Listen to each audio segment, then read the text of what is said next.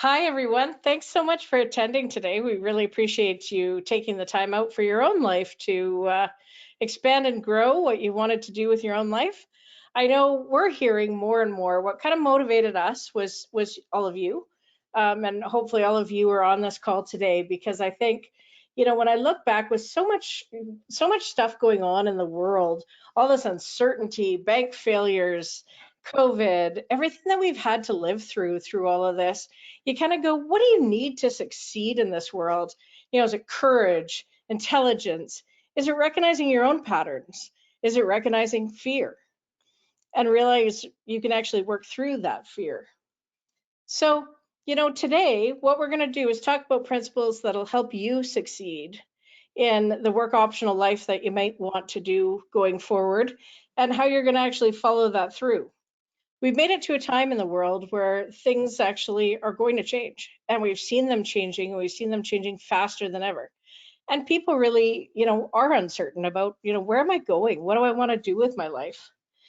But, the world like the past, when we saw this in the past, there was a lot of changes.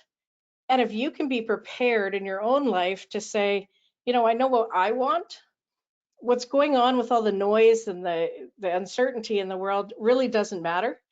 And, pat yourself on the back right now because really you're the 20% who shows up and who says, I'm going to make this happen for me. And that alone of you just being here today will actually help you change your life. So when we learn this and we learn to recognize our own patterns and, you kick your energy into full gear, this is when you have the opportunity to finally say, you know what, this is about me today. And you will have an extraordinary life. So thanks for joining us. Thanks for joining us, Scott. Scott Armstrong is from MindSwitch. He has a lot of experience in talking to people about the work optional lifestyle, the transition in your life, talking about what else you can create for yourself, and even look at things like retirement as well, or even just a transition that you really have been neglecting for your own self against other things in your life. So thank you, Scott, for creating this, and thank you for being here today with our clients. We appreciate it. And thank you, Kelly, for also being here today. And thanks, Trish, who's in the background here, who actually helped us create all of this and helped set all this up. And Nathan Robillard, who always sends out the great invites and emails for all of us. We really appreciate our whole team being involved in this. Well, thanks for having me, Pam, Kelly, and Trish. And I've got to tell you, for folks who I can't see, but the clients, you have a great team working for you. A week ago, Pam, Kelly, and Trish got me on for a dress rehearsal for an hour and a half just to make sure that it is actually doing what they want it to do. So kudos for you and your preparation and getting everything ready. And to everybody who's joining us today, hi, I'm Scott. I'm from Tsawwassen, British Columbia, so I'm just a few hours usually to the west of you. And in the chat box, can you see on the right-hand side of your screen there, the chat box there? This is meant to be a conversation. And throughout select periods of our conversation, Pam and Kelly are going to have questions, but we're inviting you to ask questions as well. And you can do it in the chat box or let Trish know that you'd like to ask a question. And gosh, if you'd like to, we could unmute your phone or unmute your microphone so that you can actually ask us, face to face. So first off, if I could, because I haven't met any of you yet, in the chat box, could you just put down where you're calling in from? Where are you dialing in from? And Trish, as you see there, it's going to take a moment for those who may not have seen this interface before, where the chat box is. It's usually on the right-hand side of the screen, and if you just click down on that little triangle, you can put there where you're calling in from. Scott, we've got Edmonton, Vancouver, Red Deer. Okay. Okay, Hockey Town. Sorry, I just got excited. I heard about Edmonton and Lesto with Vancouver, Red Deer. Anywhere else? We've got sitting at home in Calgary and a yay Oilers. We got Calgary. All right, fair enough. You know what you guys are doing already? I see the number that are on the call here today, and the more you get involved in this, whenever I spend time, invest time trying to learn something new, I like to participate because I I get more out of it, like I engage with it personally. So the chat box, just type in questions to Trish or to Pam or Kelly or myself, whenever you feel like it. We'll have times throughout our presentation, our conversation here, where we can actually dive in. And it is meant to be a conversation, but I do have one more question for you too. And it just gives me a sense of where you're coming from. You see, the word retirement, I want to bury that word. I think that's a word that was coined about 140 years ago in Germany. And if we grew up, if you're in your 40s, 50s, or 60s, you probably grew up where retirement was at 60 or 65, and you're supposed to slow down and have your life get small. And gosh, gardening sounds good, wine tasting sounds good, golf every day sounds good. And I know some of you are smiling as I'm saying this, because yeah, that's what you're looking forward to. But we're at a time where the average lifespan of a human being is increasing 3 months every year. And it's, what is it now in Canada, 84, 85 years. And you can expect 2, 3, 4 decades of what I like to call work optional life that's in front of you. So it's no longer a time to just get off the roller coaster and sort of cruise down the laneway slowly. For many people, the best part of your life is a time where your career, your work necessary life is in the rearview mirror. And part of the presentation, the conversation today, that's why I call the company Mind Switch, because we're in a revolution in terms of, we don't want to think of retirement as a time to slow down. We want to get our new purpose, our new energy, new possibilities. And it's hard to right now because society doesn't really tell us yet. It's getting better. It doesn't tell us yet that that's what we're supposed to do.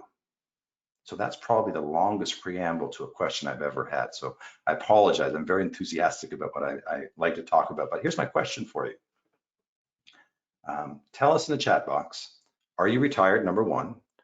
Are you in the process of transitioning to retirement, work optional life? Or is work optional life still sort of 3 years out or more for you? I just want to get a sense who we've got on here. And Trish, as you see those come in, so number one, are you retired already? Work optional living's yours. You're in your transition, or it's still more than 3 years out? We have, whoa, they all just came in. So we have 3 years out. We still have 5 to 8 years out, 9 years from retirement, and trying to figure out next steps. Not retired. Currently in transition. Okay. 5 to 8 years out.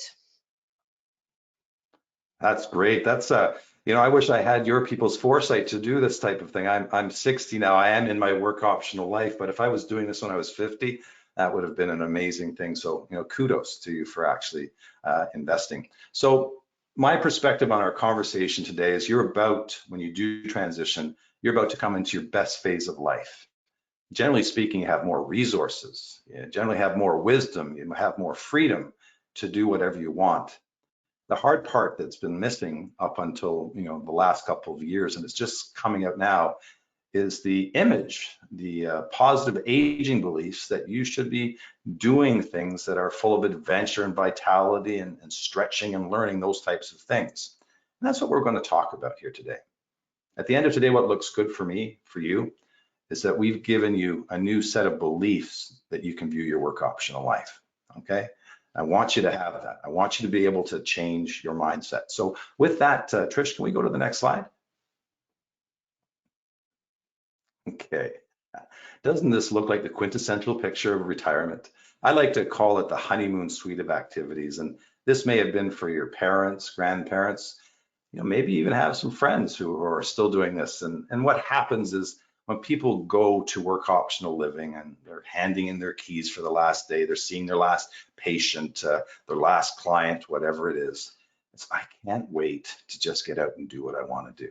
Okay, and I know you can put in the chat box if that's how you would think you would feel when you do that.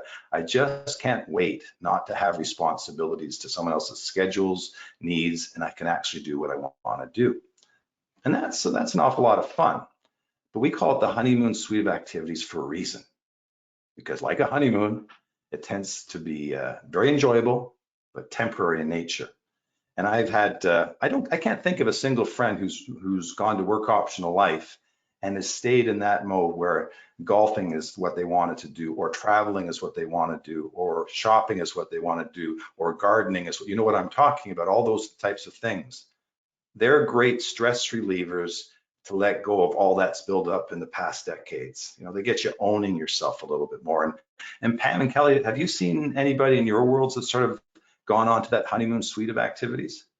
Well, I always like to tell people about my parents because I certainly always laugh because, it's not that you want to laugh at your parents, but sometimes they didn't actually come with the foresight of leaving a business and having hobbies or having a big suite of friends. So they always, had the same friends. And then when their same friends passed away, it was kind of like, well, we don't really have any hobbies. So their big day out is always going shopping. And you kind of hear about the shopping and how they go, they live in the Southwest and they go all the way Southeast and go to Banff to get certain things and go here. And I think it's just because you have nothing else to do and nothing else fulfills you. And I found, over time, they each take a different thing to like learn Chinese. So one day my mom was going to learn Chinese and Japanese, and it lasted about a week. And you saw my dad try to take a cooking class, and it lasted about a week. And, I kind of go, they retired a bit too early. And I think dad felt he was never challenged. And I see that with a lot of our clients who have left and they're like, no, I'm not challenged anymore. This is kind of getting boring. I can only golf so much. I can only garden so much. I can only do this kind of thing. Especially in Thought I Edmonton, could you can't garden travel. all year round. So I was Yeah, going to say, in yeah, Edmonton, gardening is a limited type of activity. exactly. And so I think it's just, we see that more and more with our client base who have retired and then they've either returned to a job or said, what's next? And I think, that's today why we decided to bring this out. Kelly, how about you? What do you see too? Because, we both see so much in what we do. Yeah, and I think our whole mantra and the passion that we kind of align with your mindset, Scott, there, and we've talked a lot about this, but it's about being a choice with your time, right? As young as you can be. So people have been hearing us for 25 years talking about like balancing living for today with tomorrow, right? And a lot of times, like some of our most memorable moments might have been some of the vacations or travel that we had in the past. But the joy of that sometimes came from, oh my gosh, I'm not working. I'm now on vacation with a mindset. If you're now on like permanent vacation in retirement or stereotypical retirement, sometimes the joy of that gets sucked away. Like the most successful transitions that we've seen is when people like maybe change or adopt a different career or have a part-time job. And then so you have a little bit of work in the mix. So then, when you're the contrast, right? The comparison to when you're off work, right? And, I always laugh when, someone said like, if I have chocolate cake for, a day or two, it's amazing. I love chocolate cake. That was their favorite thing in the world. And then if they had it for like a week or 4 months or 7 months, like it gets sickening after a while. So too much time off or too many like vacation days in a row can be debilitating to some people in their mindset. But I think where we definitely have a similarity, Scott, is that we both want to get rid of the word retirement. We want to get rid of the word budgets. It's like, okay, well, let's help people be at choice with their time and then intentionally carve a path towards what's fun and fulfilling, like you said, Pam. And I think some of the language that you'll get into and some of the visuals, Scott, and the workbook and the planner and the program, it's amazing because it broadens out the dynamics of life maybe when work's optional. And so much is about beyond money and financial plans, like at least 80% is non-financial. And what you both said, radiates true. I've been in this field for 15 years now. And most of the time when I see people go to work optional life, they do that year off or 2 years off or 18 months, years off. And then the word I hear is languishing, that they're just, it's life's lost its speed, it's lost its juice. They know they're not growing. And if something's not growing, I'm very much a scientist in that way, it's decaying. Things just never, stay the same. So the challenge is that most of the people that I see going back and, as you're listening to this, do you know any friends who've done this where they've gone to work optional life, and it could have been your parents, couldn't wait to get there. They go through the honeymoon suite of activities, and then they go back to the very same thing they couldn't wait to get away from, because it's the path of least resistance. that there is not that sort of spirit of adventure to learn and try something new. So they go back to work. And by the way, if you love your work, go back and do it. You know, that's absolutely fine. Go back on a contract basis, go back on a part-time basis, but don't go back to it. I was in my Van Cities, our credit union out here. So whoever's in Vancouver, you know that name already. And I went back and I saw somebody I hadn't seen for 2 years because she had retired. I said, what are you doing back in the chair back there? She said, I have to do something with my afternoons. Smart lady, this lady, very smart, but she's still without purpose, without sort of planning ahead of time, which is why I'm really encouraged to hear of so many people that this is still coming up down the road for you. You know, if you build that good plan, then you have some really good options before you. Can we switch to that next slide? And you know, what's interesting, Scott, is too, like when we help them calculate, okay, work is optional now, all of a sudden they're freer, or they feel lighter, or they're happier at work and in life because they know they're going into work or their career or their business by choice. So it is interesting.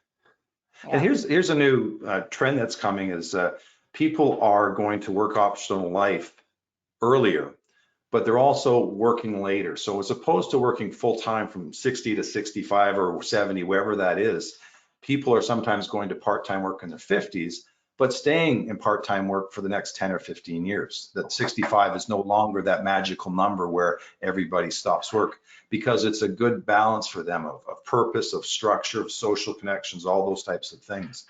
And you can see the new slide up there right now. It's called The Power of Mindset. And there's a great book out there right now. If you've got a piece of paper or pen or something even more digital like that, the book is called Breaking the Age Code. And it's by a Professor Becca Levi out of Yale University. And the reason, you know, you can read the book, it's a lot. If you like research like I do, then, you know, you'll love it. If you don't like a lot of charts and numbers, you probably won't. But here's the distillation of that. Your lifespan is determined by this research, 25% by genetics, only 25, 75% by your beliefs on aging. That's why this work is so important. So we can haggle over the numbers or anything like that. But when I started to read this book and someone said, the way I think about my work optional life is going to impact me to more than my genetics, and studies done over the last 30 years on 5 continents all confirm that your age beliefs, how you see yourself in the future, your physiology, your mindset responds, your body responds to that. And you know, an example is they gave some seniors, they were doing a workshop, and they gave 5 seniors really positive words about aging, and 5 seniors just 10 minutes of sort of, you know, seniors can't do anything, they stumble, they're slow, and all this kind of stuff. The impact, same baseline performance. The ones who had the positive beliefs that aging was, there's possibility, there's opportunity, vastly outperformed some of the ones who, all the ones who actually had the negative age beliefs. So if you take nothing else away from today, and I actually hope you take a lot more than that, 75% of how you are going to age, your health span, is determined by what's going on up here, what you think about aging. So, you know, that's where I ask, you know, one of the first questions when I start coaching with clients is, you know, give me 5 words to describe how you would see a senior. How do you see old people? And, you know, if you have words like, you know, slow, forgetful, all those kinds of things, even though you're not projecting that right now onto yourself, that is your belief of old people. And your body, as soon as you think that, has a physiological reaction to that. Now, Kelly or Pam, does that number sort of strike you as anything? I don't know if we talked about that number when we did the rehearsal. Does that catch you by surprise, or are you already aware of that? No, I think, you know, what we've learned even from some of our strategic coach courses that we've taken over time, you know, it's interesting because Dan Sullivan's one that, you know, I often say, look up his books and his lifeline, because he often talks about where you even see your lifeline to be of, you know, if you think we calls it a lifetime extender, where all of a sudden, if you're at 114, and it's amazing now because I actually see some of our clients' kids, who we take on because, of course, you know, we do that intergenerational planning. it's really neat to see a lot of the younger kids when you ask them, when would they like their plan to be done? And, someone our age would say, wow, okay, maybe 90. I hope I don't live that long. You hear a lot of people say that. Or, Yeah. oh, 80 if I live that long. Like, I don't want to live that long. And you hear, we have a lot of comments in that 80 to 100 range. But the younger kids come in and say 114.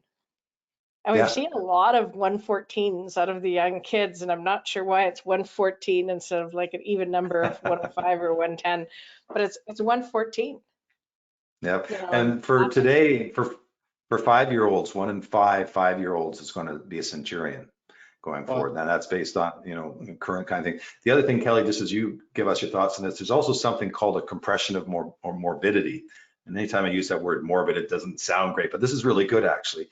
It means that lifespan, how long you live till before you die, and health span are two different things. Now the health span means that people are staying healthier longer. And as opposed to, my son told me, Dad, you're going into decrepitude, that long, slow decline of everything. It's only something a son could say, right? And that we get away with that kind of thing. Yeah. But compression of morbidity means that we're staying healthier longer at a really good level. Death still may occur at 90, 95, but we don't have those decade or two leading up to that, which means from a health span perspective, that gives us more time to do the things that we always wanted to. Kelly, your thoughts on the 75-25 rule? Yeah, I think that's super surprising. Like I would have thought genetics is more relevant to that. And I'm going to look up that book and take a look. But I do believe that you're as young as you think you are, and you can't lose touch with that inner child, and you've got to be constantly learning over a course of a lifetime and constantly making friends. Like I think that does make a ton of sense to me for sure. Yeah, and it was like this morning, I was telling you guys I was in for some dry needling treatment, to get, I'm having a tough time bending over and walking. And someone actually said, and I'm 60, goes, well, that could be expected with your age. That's all I could do just to not clock that person with that kind of thing. Because I've signed up for a Tough Mudder for Seattle in September, and that'll be my 15th. So my age beliefs are that I will still be doing Tough Mudders, which is like a 20-kilometer obstacle course kind of thing, well into my 70s. And even that doesn't do much because there's a sister, she's in Spokane, Washington. She started doing triathlons when she was 50. She's 92 now. She's done 320 triathlons and she's still doing triathlons. So, Wow. it's that power of mindset. And we've got that picture of Hiromu Anada, who was 86 at this stage, and he did the Ironman triathlon in Kona, Hawaii, which is, the 2.4 miles of swimming, in the ocean, and then 112 miles of bike riding, and then running a marathon. And, he really didn't take it up till he was 65. Can you do the advance there, Trish, for us? And, I'm not sure if anybody recognizes this gal, and it's an old picture, so that gives you a sense of timing on it. But if you've ever heard of a show called Little House on the Prairie, and the books were written by this gal, and she didn't start until she was 65. Laura Ingalls Wilder didn't start till she was 65. And this other last slide, one picture here, Trish, is Sir David Attenborough, who, it's 96 now, it's still the voice of the natural world. The cool thing is, again, coming out of this workshop today is just some deeper thoughts on things. The study and science will show that your creativity, your ability to perform cognitively does not necessarily decline with age. As a matter of fact, Harvard has a graduating class where everybody's 90 years plus, and they compared the results of these academic courses to folks who were 40 years, 50 years, even 60 years younger, and they held their own. Okay, and again, these folks have always managed to, to stay vital going forward. So the power of mindset is something that, we really want to make sure that we, sort of peek into. So in the chat box, sorry, go ahead. I was just going to say, if people had any questions or wanted to share their own stories, please feel free to put that in the chat, or, raise your hand, or let Trish know you're interested, and we can unmute you and you can tell us a bit about what you're thinking. Yeah, and if you have a family member, someone who's doing exceptional things at ages that, today's age of society wouldn't normally think is normal, I would love to hear those kinds of things. When it occurs to what occurs to me, Scott, like you also have those conventions maybe in your subconscious, right? Like, hey, I Yeah. really love downhill biking, and I'm wondering, it's like, oh, okay, when is it time to give that up? And it's like, well, you can get stuck in a rut, and you can have those conventions or those notions in your own head too, right? Like Yeah. a friend of ours and client of ours just took out like powered paragliding, which I thought was pretty impressive and pretty adventurous. Yeah. And you don't necessarily have to have that as your adventure, but like learning another language or learning a new skill like cooking, like it's interesting to me. Yeah.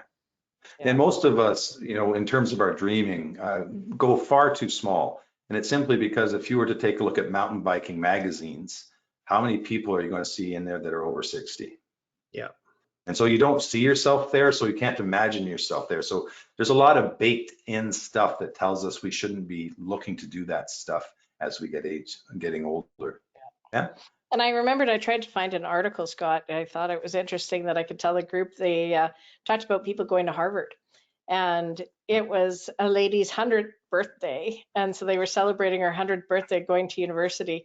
And she pointed out all the people who were actually older than her. And there was people for like 104, 105.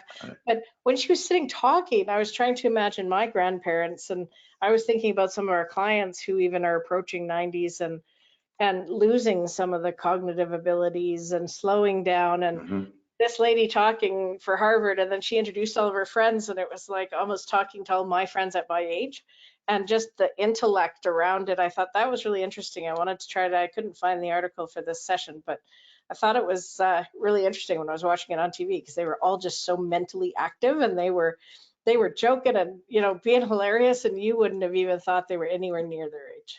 Well, even Fair post-secondary, enough. that for like 20-year-olds, or like, as you age, you can go back, or sometimes there's free programs or reduced rates even for like continued learning. So Yeah, Absolutely. fair enough. Yeah. Across Canada, most universities and colleges, once you hit either 55, 60, or 65, tuition can be free. York University out of Ontario, is one of those. SFU here in Vancouver is another one. So you can take courses for free. And the cool thing is, if you don't like tests, you don't want to do all that stuff, you don't have to. You can just audit the course and take it for interest. I have my uncle Bob, 86, and he's been blind since 1976, so a while. He still takes 3 courses a semester down at U of T in Toronto, and goes down on the subway and navigates around. And just like you said, Pam, when I talk to him, I feel like the slow one. It's just his mind's just percolating. So for those of you who are thinking that your work optional life, it's coming at you, one of the key ingredients to embed in your work optional life is always challenge your brain. Challenge it on something you know. Don't take differential calculus if you just don't enjoy it, okay? But if it's history, or if it's art, or politics and all those kinds of things, something that you naturally gravitate to, that should be part of your plan going forward. Every year something that's coming on, so that we never stop learning. Because the great thing about the brain, and you guys could take me into 6-hour conversations, but neuroplasticity, they used to think that the older brains could not absorb and learn a lot of new things. Well, new research says that there's a couple areas that will slow down as you age, but a lot of the things there still can develop new connections as you go on. And that's why you guys are seeing people at 100 years and their minds are just popping like that. That's what we want to see, is what we should expect from ourselves. Absolutely. Okay, next slide. Anything there, Trish? Any Oh, comments? sorry, Trish, I forgot about you. Nope, all good. So there's no comments at this point. I'll interrupt when there is. Okay, Perfect. yeah. And I'm going to poke you, all you audience members who aren't asking, if we're talking too much. We find it to be a much better conversation when you share your stories with us, too, because and it'll be another new perspective to have. In the meantime, Trish, where we've got that slide on there, and this slide I absolutely love. They say that if someone were to live 80 years, that was their lifespan. Where do you think the midpoint of their life is, the way brain processes time? Living 80 years, where do you think the midpoint would be for their life, the way the brain put time? So right in half, this time is perceived the same as this half. And the answer is not 40, not 30, it's 20.2 years of age. So I think everybody on this call You know, we're well past that. And I think you can sort of get the visual on this one because we all recognize how years seem to fly by faster and faster each year. And this slide here is really just talking about, you know, making sure that you know, take a look at that inner person in you when you get to your work optional life. What I do find is when people are transitioning to work optional life, they're tired, they're deflated, they do all kinds of adjustments in terms of social connections disappear, purpose disappears, identification can disappear, a whole bunch of things. And sometimes our confidence levels come down because of those things. And so what we want to make sure is we, you know, make sure we take a look at that inner child and find those. I made a living. Is it the next slide? It's the next slide. Go to the next slide. If you can, Trish, yeah, there. I made a living by playing with animals. And one of the good things about me being here talking to you, and one of the bad things about me being here talking to you is out of banking, I left banking and I created Canada's largest endangered animal sanctuary and education center in Ontario. And, you know, I was bartending in Whistler, you know, back in, I think, 88, and went to Hawaii on a $300 ticket and thought about, if I could, what would I do? And I think that's something that everybody, Pam and Kelly, should do when they get to their work optional life. Is not dream small and think what, oh, that might be okay. You know, what we want you to have is a visceral, excited reaction to things that you're going to do. And when I went back to Toronto to start the wildlife sanctuary, there were no jobs or anything like that. I had to create my own. And I remember my first month's revenue was $500 for a presentation I did. And my mortgage was $1,371. Interest rates were, I think my mortgage rate was 11 3/4. And, you know, most generations don't understand mortgage rates that high. But, you know, it was the best time of life. We took in abandoned circus animals, wolves, tigers, snakes, you know, all kinds of critters, and did rehab work and found them proper homes that we could for them. And when you go to your work optional life, I want you to have, you know, that big, hairy, audacious goal that you can, you know, reach for, because just by beginning that journey of going for something that's actually big, it's amazing what you encounter along the way. Things that I encountered along the way, I got to work with Dr. David Suzuki, another fellow BC guy. I got to work with Jane Goodall, Dr. Jane Goodall, who does the chimpanzees and Gombe, and all kinds of incredible connections, because when you're doing something with passion, and many of you have passion in your work now, don't let the passion go. Whatever you switch to, keep the passion going, because people like to work with other people who have passion. Pam, Kelly, you know, any ideas that when you were decide, you know, if you're going to fold up your business, is there any sort of big, hairy, audacious goal that you'd like to try? And you're not committing to it now, but anything Well, you'd like to try? I think for us, like, I think, you know, not only like I always comment, I'll maybe mention the clients afterwards, but I think for us, it's, you know, we really love our clients and we love what we do. And I think over time, what we have done, just because it's necessary for the voice of the business, is, you know, making sure that clients who want to be active with us, they stay active with us, we stay engaged, looking after them and moving them forward and doing that kind of stuff while we can still move our own lives and our own ambitions, like this kind of stuff, forward with the clients. And I think it's important for us over time, because as we've gotten lectured by many of our clients, is, you know, we sometimes work too much and we sometimes don't enjoy the things that we should be enjoying over time. So I think over the past few years, we've evaluated that even for ourselves and kind of said, you know, where are we going? What are we doing? Where are our clients going? What do they need? We're anticipating as a leader to say, you know, what do we need to be successful? But most of all, we're not successful unless they're successful. And, you know, it's evolving that business of saying, you know, how can we do those kind of things? How can we actually live our lives congruent with that and congruent with running a work optional lifestyle? Because if we have clients who are moving the same direction as we're moving and kind of start doing the things that we're doing, you know, you don't want to say it leaves some people behind. You know, and Yeah. sometimes that happens, or sometimes people go into more of a servicing mode and just kind of go, you know, and I think. Can I ask you a question, Pam? Sorry, Yeah, of I'm course. going to make this easier for you, much easier question for you, because Sure. you're doing a wonderful balancing act. I'm going to say that all of a sudden your business is not available to you anymore. and you've got the financial resources. You can't take care of the clients. I think everybody on this call realizes how much you put into the effort. And I'm not saying for a moment that you would abandon them, but let's say it was gone. What would you do? What's that deep down dream that you would like to give a shot? I confessed I wanted to play with animals, okay? You have to go way out there to sort of seem a little bit more divergent than I am. Yeah, and I think we do a lot of work with ARCs already. So we're trying to live that work optional life now. So we do a lot of work with ARCs. We do a lot of golfing, as many of you guys know. Yeah. Living at golf course communities, is important to us, and having that community around us is really important to us. Yes, it doesn't take all the time. Everyone knows I'm a bit of a gardener.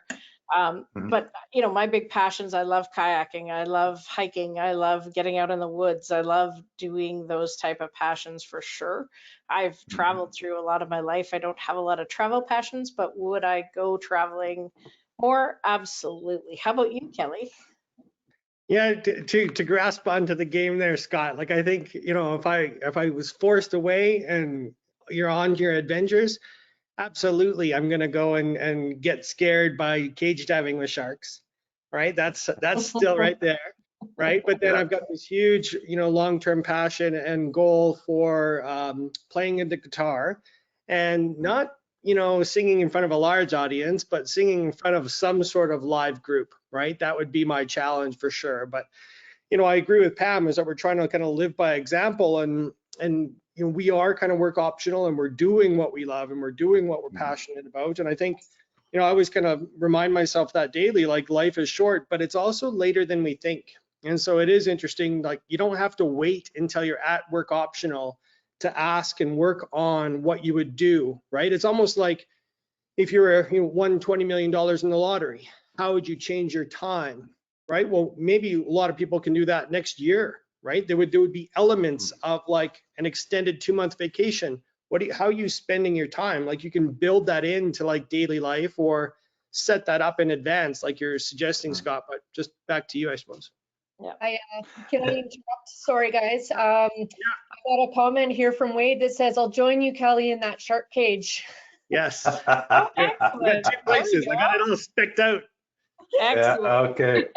Well, Wade, thank you for that. And Kelly, I am a scuba diver, so I've done that and would be happy to do again. So if you ever need a third amigo to go down, I'm Right. And we should take Wade off mute, and he could tell the group a little bit about his diving adventures, because Wade actually has a ton of PADI certifications that I'm sure he would love to talk about. Can you take him off mute there, Trish? Yeah, absolutely. Oh, unfortunately, he doesn't have a mic set up, so I wouldn't be able to. Nice one, Wade. Good thought, though, Pam. Good thought. I do like that. I like that. Jeff has Yeah. posted a question, and his question is, how did you balance your big goals and passion with financial stability so that your passion doesn't drive you backwards to needing to work? Okay, good. That's a great hybrid, type of question. Most passions are scalable. And so sometimes when we think about traveling all the time, we think about it without having income coming in. And there's ways to, generate income, when you do travel. I don't like addressing those questions because it has honestly, and who asked that question, Trish? Jeff Hamilton.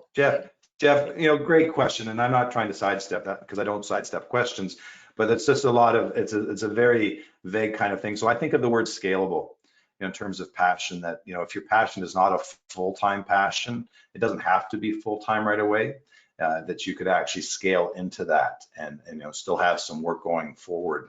And that, if it's an option for you, your work could go down to a part-time basis or a contract basis. For me, I'm a writer. And how many of you have heard of my bestsellers? Well, none of you, because I haven't had any yet. So, but I've written some novels here. I don't write full time, but if I did, I would need some more money, to come in. So, I do sort of a hybrid kind of thing. So depending on what your career and your interests are, there's sort of a turning down of the heat on one and up and sort of migrating over to that. I hope that's not too vague for you, but by the way, we're going to give you email addresses at the end of this. So if you ever want to have a one-on-one conversation, we're happy to. I think we can elaborate on that. Kelly, you had something to say there? Yeah. Yeah, so just even like financial planning, instead of that, it's like we're trying to make it more of a fun game of allocating resources, more your time than your money, right? So they're both tools, but even like you said, Scott, maybe it's just partitioning and scaling up into that pursuit. And for some people, we've helped them like financially calculate, is that a sustainable jump? You build some buffer cash and you do make the leap, you do make that jump. Just this morning, I've got a regrets, can't attend the session because she's got a living work optional on the west side of Kauai and, cruising with the dolphins. And it's like, it's interesting in terms of like, she made the jump from working for the city of Calgary and then running her own business. So, it's interesting in terms of helping people with their individual formula for balancing today and tomorrow. Sometimes we help them make that jump. Yeah, and I think, to add to that question, Jeff, I think one thing that COVID has really taught us is that corporations actually need people. And as much as people have talked about AI and AI is going to take over the world, and you're seeing more and more that companies need more and more people. And it's kind of, especially as oil and gas picks up and things like that, you're seeing a generation of potentially, the next few years being exceptional continuing years for those type of industries, even our type of industries. You're seeing healthcare explode.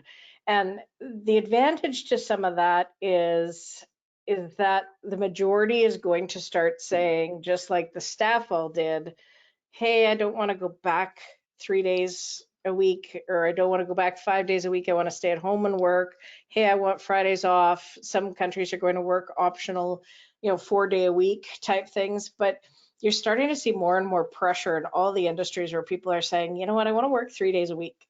I want to maybe work, or a week on, week off. You're seeing a ton of that starting to happen in all industries because, employees are now asking for that and saying, I want to develop my hobbies. I want to develop what I'm doing. I want to develop my travel. And, we even have a client that wanted to take a world cruise. And so it's like, how do I approach that? Because of course, how many days is that? Almost a year. Sabbatical. Yeah, maybe a sabbatical. So it's like, can you get a sabbatical? Can you take a health leave? Can you take a paid leave for part of it? And it's like, do you work harder? Do you work, even for us, like I tend to say, I always talk about golf season, but we work pretty hard up until the summer. And you notice the Tower Group has Fridays off for me and Kelly. And usually it's like, I'm taking those extra days off because I'm doing things for me. And as you take time off work too, you'll realize that you become a better person to actually help the people that you're helping. Yeah, and I think that's such a big thing that, I see more and more people are actually having more and more funds to do the things that they want to do because the fact they're creating it themselves, and they're creating it sometimes with their employers, or saying, I'm going to be contract and I'm going to work here and I'm not going to work here. Yeah. And they start making conscious choices about how they actually set aside their money, how they set aside what they're doing from a scheduling and plan calendar basis. Right, Pam. And just one last thought is like, people can move to a contractor or negotiate that if they risk, if they make the business case for it, or they risk losing the employee angle of it, or working yourself out of a job within your business. But we're at the risk of moving to too much financial talk. So we'll jump back. We talked about that one, but it's a good one. I do some work for the CHRPA, the Canadian Human Resources Association, and I can tell you that the creativity that's going into most industries to retain valued workers, mature workers, because they can often be a lot more productive than somebody who's just been hired off the street. There's an insight that's being seen there that hasn't been recognized or acknowledged before. So contract, remote, without benefits, seasonal, part-time, all those kinds of things. And I would encourage you, before you need to, if that's a route that you want to go, to ask. And, more and more people are going, 10 years ago, they would have said, no, that's okay. There's the door, but it's certainly changing around. Can you put on the next slide for us there, Trish, there? So I was just talking about playing with animals, and the reason I'm here with you, Pam and Kelly, is I've spent the last 12, 15 years working with folks transitioning their lives. So this has been my space. And if you ever want to feel small, for those of you who are in Edmonton, this was the center of your Edmonton Elks. back in 2016 when you won the Grey Cup. This is Brian Ramsey. He's the executive director of the CFLPA. And over the last 6 years, I've created an academy to help players and their spouses actually transition for life after sport. And of course, unlike a lot of your clients, Pam and Kelly, CFL players, the average one makes about 110,000 a year. The average career length is 3 years. There's a few decades of work that are going to be, going on there as well. So, in this case, they're coming from a highly prescriptive environment in terms of if you're a football player, you're told what to eat, when to eat, how to exercise. It's not your own life. And all of a sudden, when that's thrown off, there's a lot of individual thinking that needs to be done. And then the third slide there was the one that started me off, and this is working for the Canadian military. I started that in 2013, and I traveled to the 10 different bases, across Canada, including Wainwright in Alberta and one down in Calgary as well, and help men and women of service transition from the service to start their own businesses and get their careers going after life, because they are often let out when they're 40, 45, and the pensions within the military, are certainly not enough to keep one going forever. So it's been a really interesting journey. I tell you this more for just backstory, in that I love what I do. I am in my work optional life. I could do a lot of other things, but nothing else that I enjoy as much as this. So this is why I'm here with you today. Okay. Awesome. And it sounds like Wade's got his mic on now. If you want to unmute Wade, we can hear his story. He went and got his mic for us. So thank you, Wade. That's pretty exciting. All right. Looks like I've got him unmuted. Wade, can you? There we go. Oh, love it. Hi, Wade. Can you hear me okay? Yep. We Yes. can. Great. Yeah, well, Kelly said diving with a shark in a cage, most people would go, ooh, scary. But me, it's like, put me in the game. I want to be there. Yeah. My diving experiences, geez, I've dived on the East Coast, Gulf of Mexico, in the Caribbean, on the Pacific Coast. I even dove in an ancient volcano in Wisconsin, of all places. Wow. So I've been diving since '98. A friend of mine got me in on a dare. I didn't think I'd enjoy it. And when I was younger, I drowned. So I was scared to death of deep water. So here I am on a dive course going into Horseshoe Bay at 60 feet, thinking I'm going to be scared out of my wits. And I loved it. And it's Wade, one of can I those ask you how you, Wade, can I ask you how you, overcame your fear there? That's a beautiful thing, because you weren't even just unsure, you would be scared about going in the water. How did you deal with your fear? Well, it was a few years after the drowning. I was pretty young when it happened, but a few years later, I got thrown into a pool by my friends during my birthday at a wave pool, and the waves were pushing and crashing all over the place. And to this point, I was definitely afraid of any deep water over my head. And I got thrown in, and I realized, hey, I'm treading. Hey, this isn't so bad. Yeah. So I got over it kind of basically thrown into the fire, and I had to get over it. It was either that or sink. And then this dive thing came up, and that's really deep. It's 60 feet. I don't know if I really want to do this, but I'd already paid for it. I thought, well, I was in the pool. Let's do this. Mm-hmm. So you push yourself to get past your boundaries, past your fears. And so I'm gonna ask you, Wade, about this, because this is the linchpin for so many people. You just said you push yourself to get past your fears. Yeah. The internal dialogue or monologue for a lot of people is, I'm scared of that. No thanks. You didn't do that. So what was the benefit of you pushing through your fears in your mind? I got to see ocean life in person. Wolf eels, sea urchin, dog sharks. And I've been fascinated with ocean life since I was a kid, but never had the nerve to get up close to it. And here it was in my face, up close and personal. And the animal behavior, some of them are scared, they're skittish, others are curious, they'll check you out. Yeah. I remember one experience diving in that volcano pit. It's a freshwater lake. It's filled with smallmouth bass. And the bass follow the divers like puppies. And they want you to flip the rocks over because there's freshwater crayfish. And these fish will follow you. So I had a school of about a dozen smallmouth bass following me. And this is just an amazing experience. I'm being followed by fish that normally run away. And they want you to flip over the rocks and feed them. And they're inquisitive and they're curious. And And I find that every time I go in the ocean, there's an animal that's inquisitive and curious, and I always see something different. And Now, I've can I ask you gone. this question, Wade? Can I ask you one more question? You're doing a great story, and you and I can talk. I'm a NAUI diver. That gives you how, sense. I've been sort of diving for 42 years, but You're one of those guys. when you, Now okay. yeah, I'm one of those guys. Yeah. I don't think Wade, he likes me already just by that. When you overcame the diving, what did that do to your confidence? What did that do to your confidence when you saw yourself go through that? It encouraged me to continue. I've got 11 different certifications, SSI, PADI, and NAUI. Yes, I've got some TDI. I've done advanced nitrox diving, navigation, black water, gone inside ships at the bottom of the ocean. So I've done a lot. I've even gone diving under the ice, and that can be unnerving. So I found that I've been able to push past all of those boundaries. How about in other areas other than diving? I mean, this obviously gave you confidence. You believed in your abilities. Did you ever see it manifest itself in other areas of your life? Because I wouldn't dive under ice in a cave in the dark. I got to tell you, but I'll stay with the sharks with you. But I'm leaving that one behind unless you can convince me otherwise, and I'll get through my fear. But did your confidence show up in other aspects of your life? Marriage, parenting, buying a house. Those little things, yeah.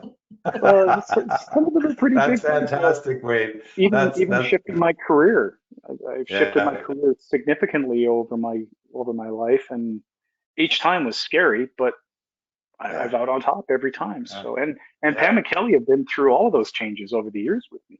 Yep. Yeah. Well, yeah, Wade, I got to say thank you. Yeah, there's no. Sorry, was there anything else before we go? Right? I'm sorry, Kelly. What did you say, Kel? I was just going to say there is no growth without being uncomfortable, and there's no like excitement without an element of fear, right? So that's kind of really inspiring, Wade. It's, Thank you for sharing. That's awesome. That's great, Wade. I hope our paths cross again, just not 200 feet in a dry suit in the bottom of a pit or something like that. Yeah, you may get me there, but I think what Wade said for all of us who are listening there is, his was scuba diving. It helped with confidence. When you do transition out, you always want to have something that pushes you a little bit so that you have that growth element, because we're going to get into this in a second. And I'm being mindful of the time here. We're having a really good conversation here. But confidence is one of the key challenges for folks when they leave their careers behind, because so much of their identity and purpose and healthy ego is attached to what they do. It's where they're known and they're respected. And we've seen so many people, all of a sudden, the company's not attached to them, the profession's not attached to them, the respect is not attached to them. And it's all of a sudden, oh my gosh, do I have to start down at the bottom again? Well, the answer is no, you don't. Oh, you don't. But it is a bit of an abyss for a little while. And that will be my only diving metaphor there for you, Wade, is the abyss. If we can, we're on to that slide. Next slide, please. So Pam and Kelly and Trish were able, hopefully, you managed to get a copy of this workbook. Can you just put in the chat box right now, just yes, if you've got this workbook that's over here? There'll be a test in about 20 minutes, so it's really good. Get it out there. Okay. Trish is probably sitting in the background going, I hope everybody has it. I sent it out. Trish, you're going to be busted now, if not, yeah. Because the first came through, guys. I am seeing some yeses come in. Okay, that's just good. Proof is in the pudding. So this guidebook here is meant, for after our call today. We're going to reference it a little bit throughout. We're going to go through some of the sections, but this is a place where you get that favorite beverage that you have, and a nice place where you're feeling like you're open to things and you're not focused on to-do lists. You're more focused on to-be lists. On this. Yes, yeah, the digital heroin, we call that, right? We want to put that away. So we're going to reference that in the sections. Can you give me the next slide there, Trish? So question for you. I think, can I ask this question? Because I think as you're going through this, if you could maybe even reference this question, is that, we always have people say, how can I put myself first when I have so many distractions, like my kids, my wife, my life, my work? There is no time for me. And then you Yeah. see as people grow, they start saying, you know what, I'm going to go where my kids are because I'm going to follow them, which is great for babysitting, and being grandparent and all that kind of thing. But it's like you tend to find, sometimes people limit themselves even there because it's like, well, my life's still attached to theirs and I still am not living the life that I want.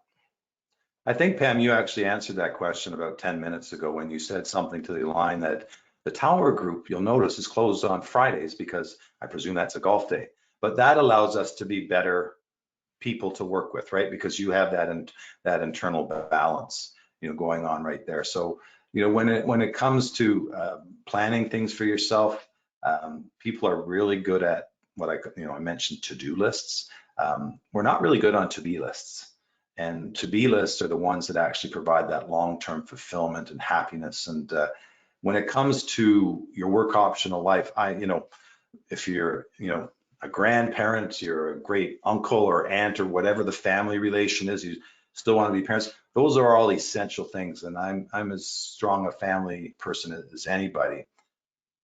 But I know I'm a better person, I'm a better dad, I'm a better uncle when I feel really good about how I'm feeling inside, that I've actually had a chance to do some of the things that matter to me, external to my career, external to my family. Okay, and it may be with friends, it might be that wade that deep, pond dive that you and I are going, and I'll look at the sunfish and you look at the sharks, and we'll both be happy. But I need to have some of that time, for me.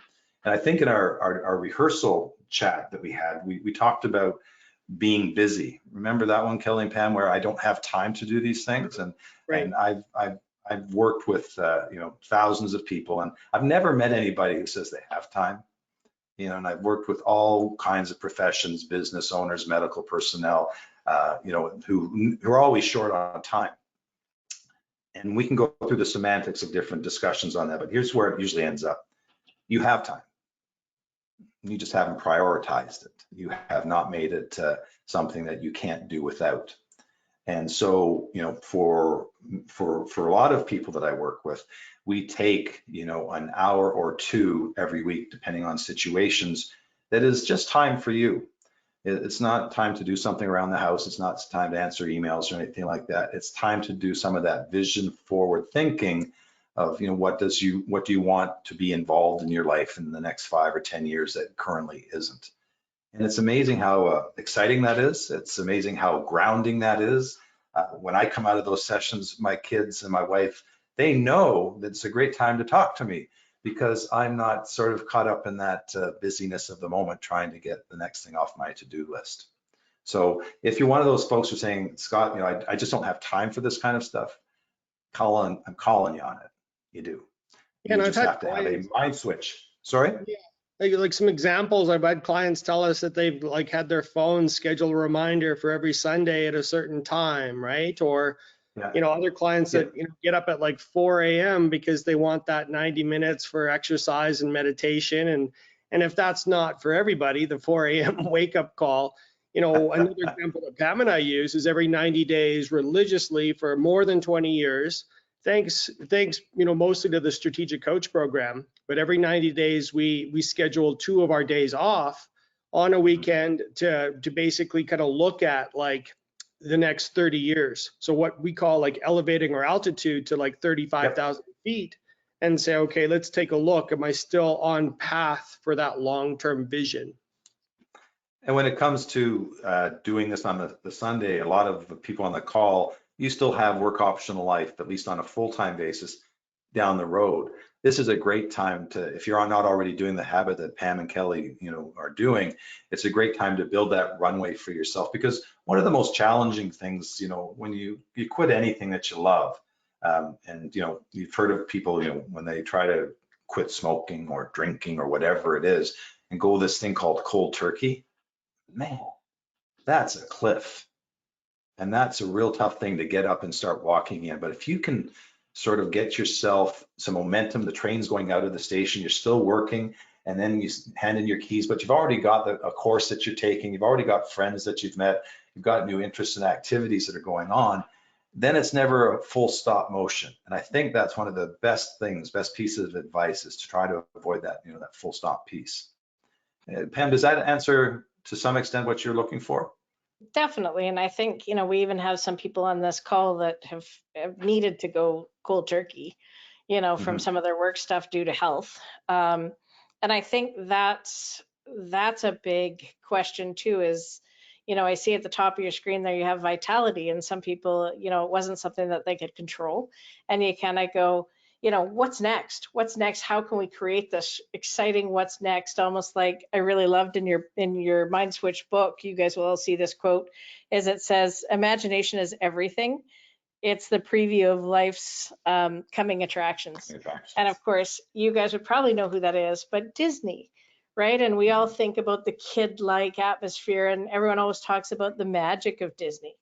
But the other thing about Disney is you'll often hear everybody say, and I love Disney too, and I know a lot of you deal with one of our accountants that talks for an hour about Disney. But it truly is like the happiest place on earth. But if you were creating that happiest place on earth for yourself, sit down and define what that happiest place on earth is in this book, because that's exactly what Scott's trying to do here with the program with us, is, start to create these ideals for yourself as you walk through this. So as he walks through this, I, would like you to kind of think about some of these points he's going to make through this, because I think, start even writing them down in your book as you go through, and we can start elaborating on that. No, One fair more enough. example, too, just Kelly. a quick thought is that people bought more time. It's rare to be able to do that, but a meal delivery service instead of like prep for 3 days a week, or a house cleaner, or lose your habit for the news or social media, and you'll have like a minimum of 2 to 3 hours a week to do something productive.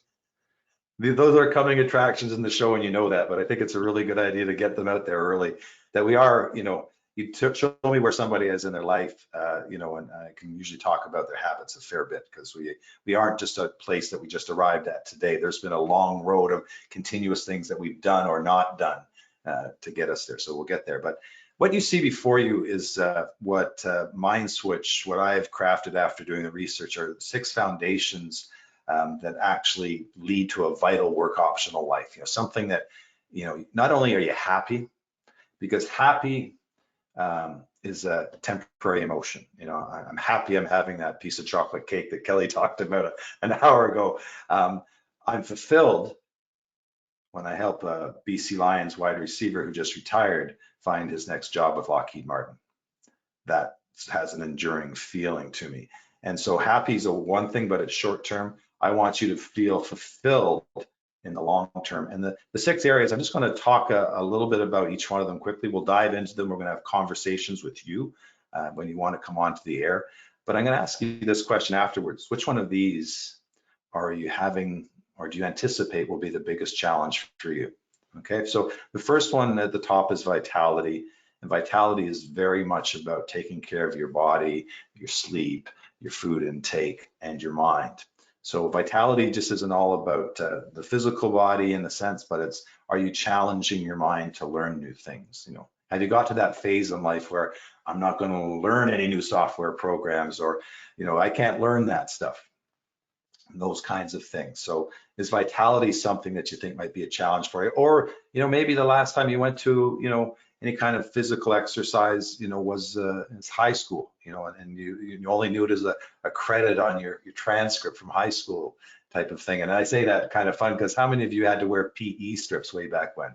I don't know, we had to wear blue shorts and blue t-shirts, and they had to be ironed, and all these beautiful kinds of things that were really frustrating. But from a vitality perspective, when you get to work optional life, and actually starting today, and I have a feeling a lot of your clients do this already, Pam and Kelly, is you eat, you sleep, okay, and you get exercise every day. Those are the essentials of life. So when we talked about those folks at Harvard whose brains were still popping, Pam, it's because of the habits they had right now. They just didn't start taking courses in their 90s. They were a product of those habits over decades. So vitality is number 1. Purpose, that's when, if you're, I think Trish who's on the call with us was a responder, first responder, and some capacity in your previous life. And when you leave your career behind, I was a professor at UBC here and BCIT, which is, I think, the equivalent of SAIT in Calgary, if that makes any sense. When you leave that career behind, there's a company separation, there's an ID separation, there's a natural respect separation that can come through, and people don't know necessarily what they're going to do with their time. And that's where particularly, it used to be guys, but it's now pretty much split between the guys and gals, that you often lone wolf it because there just isn't that natural connection with a purpose anymore. And after you've had that honeymoon suite of activities, the travel, the golf, the scuba diving, and all those other good things, what else is there that causes you growth? So that's the second of the foundations. Third one is real adventure. And real adventure has these kind of criteria to it. Real adventure, the outcome's unknown. It makes you tingle when you think about it. You get excited about it. And you've sort of got to figure out things along the way. It pushes your comfort zones, For me, going cave diving way back when for the first time, I'd been diving for 15 years. I never gone cave diving. That was a real adventure kind of piece. The finance piece, we're going to ignore that now because I'm looking at Pam and Kelly. They got you, okay? So there's just nothing more to be said on that one. Well, and Social the goal connection. is to build all of this into your finances. That's why we're standing by your side to work with Scott Yes. through all of this so that we know all of this stuff and actually can build it into your plan. Your Early financial on. plan supports your life. Yeah, Yes. money's just a Yeah. tool to get the life you want. Yeah, and that's what we were talking about before. If finances are the gas in the engine of your favorite sports car, well, then the rest of the stuff is the key that sort of operates and takes advantage of that gas. Social connections. I'm not sure if some of you have already seen, friends that you're going to have for life. You've worked with them for 10, 15, 30 years, and all of a sudden you switch jobs and they're gone. It just sort of disappears. And a lot of social networks, 1/3 of all Canadians who are over 65 have self-reported that isolation, loneliness is a huge problem for them. They don't get out. And increasingly, when we're able to do everything from home, order food in and everything like that, social isolation can become a huge piece. So where are your social connections, going to come from? And then the last one is the one that usually requires the most explaining, but it's kind of an important piece. And Pam and Kelly have probably talked to you about the concept of legacy if you want to leave something for people. Living legacy is this. It's the 5 words you would want people to use to describe the way you're living now. So in business terms, we call that a brand, right? So what's your brand? What are they going to use? How do you want to be perceived in your work optional life, to your kids, if you have kids, grandkids, community, friends, all those types of people? What is that piece that you want to be recognized for? So those are the foundations within the Mind Switch model. We're going to take out the financial piece. Okay, you can't answer with that one. But which one of these 5 ones in the chat box do you think would pose the biggest problem for you as you transition over to work optional life? Is it vitality? And we're going to pull you out purpose? to actually speak too. Go ahead. Oh, that's good. That encourages participation. I now have to talk. No, you don't. You don't have to talk, folks. That's okay. Man, my gosh, you're creating trouble again. So is it vitality, purpose, adventure, social connections, or living legacy? Which one of those do you think will be the most challenging for you to bring to life in your work option life? And if you're tied with 2, feel free to put 2 in there. And Trish, when you get some responses there, can you just share them with us? Yeah, absolutely. Hey, I know mine would definitely be purpose. What the heck am I going to be doing? After firefighting and EMT, how do you compete with that? And I'm lucky enough that I'm still helping people, just on a different scale. So it'll be hard though to transition from this to something else. Looks like Jeff and Shirley both said purpose as well. Mm-hmm. Haven't had any other responses. Anyone else?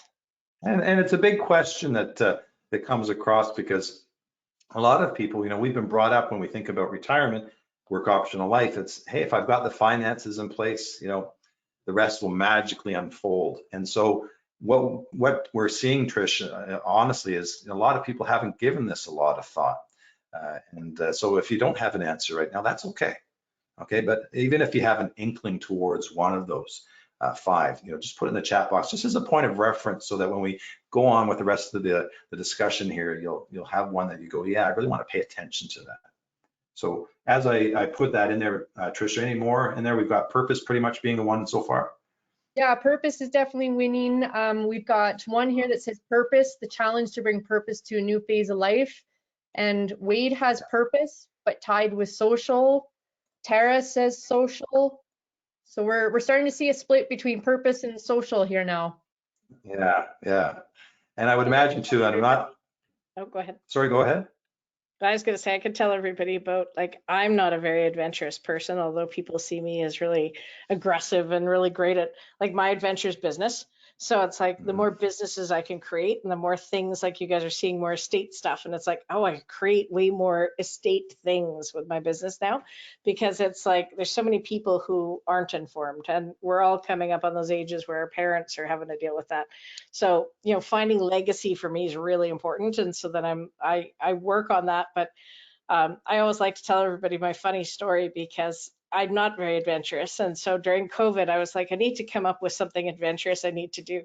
So I phoned Kelly up and I'm like, oh, you need to come over. And he's like, why? And I'm like, because I'm having my kayak delivered. He's like, you're having your kayak delivered? I'm like, yeah, it's coming in a box. And he's like, okay, how is your kayak coming in a box? And I'm like, I'm having it couriered. And he was like, okay. And it was really funny, because I'm like, I was all excited, I'm going to learn how to kayak. And then they phone me and they're like, okay, your kayak's here. And I'm like, where's my kayak? And they're like, I'm like, it's not in my lawn. It's not here in a box. And they're like, no, you have to come get it. And Kelly's like, you're going to need a rack.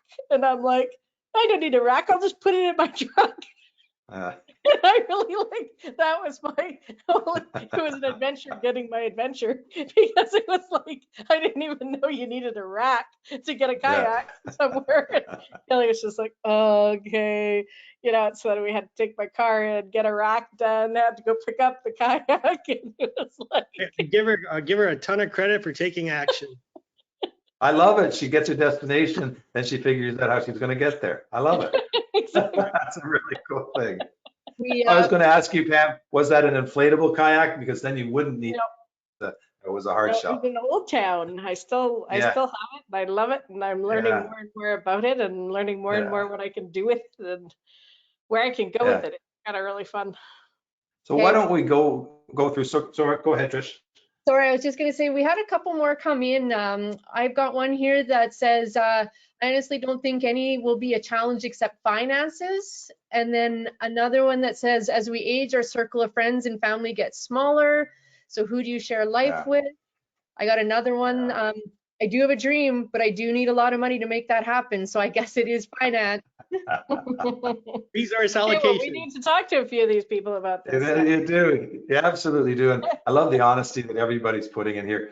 Folks, as you're listening, that's what we had planned on doing, and we'll still do it to some extent, is to go through these different elements, just so that you can have some next steps that you can take forward as you have that nice beverage in a nice inspired place. Personally, I hop on my mountain bike, I put a strap-on chair behind me, and I go down a trail, and I just find a nice place by the beach, and that's where I've got my big mug of tea here, and that's my happy place. So it's important that as you go through the workbook that you have here, find a good happy place where you're not being disturbed. Really cool point is when Kelly, Pam, you're talking about the kayaking thing. That's about purpose. It's also about vitality kind of stuff. Also, it affects your confidence too. Like, how did you feel when you actually ordered the kayak? Like, and you said, I'm going to actually do this. Yeah. Excited. Yeah.